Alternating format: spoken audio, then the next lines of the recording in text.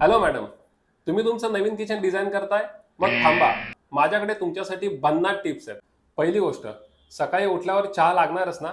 मग चहा साखरेसाठी पटकन हाताला लागेल असा ओपन वुडन बॉक्स बनवा.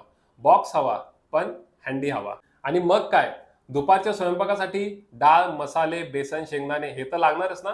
मग त्यासाठी किचन काउंटरच्या लगेच वरती एक सुंदर क्रॉकरी युनिट तयार करून घ्या. दिसायला सुंदर पण आणि उपयोगी सुद्धा. आणि हो, तुमच्या लग्नाची भांडी ठेवायला जागा करा बरं का.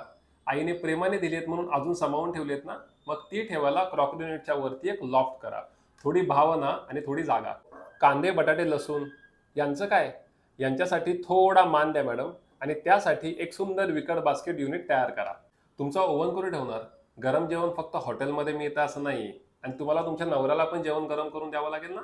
मग त्यासाठी एक ओव्हन युनिट तयार करा. वाटण्याशिवाय तर आपली रेसिपीज पूर्ण होत नाही आणि त्यासाठी लागतो मिक्सर. तर मिक्सरसाठी ओव्हन युनिटमध्येच एक खास जागा करा आणि त्याला ट्रे बनवा. म्हणजे मिक्सर तुम्हाला जागेवरच यूज करता येईल, कारण मिक्सर शोधणं म्हणजे सगळ्यात अवघड गोष्ट. तांदूळ, गहू, हरभरा हे सगळं कुठे ठेवणार? हे सगळं ठेवायला एक टॉयलेट तर असायलाच हवं. एकाच जागी 10 डबे एकदम मस्त. मग तुमचं किचन स्मार्ट आणि सुंदर हवंय ना? मग ह्या टिप्स लक्षात ठेवा.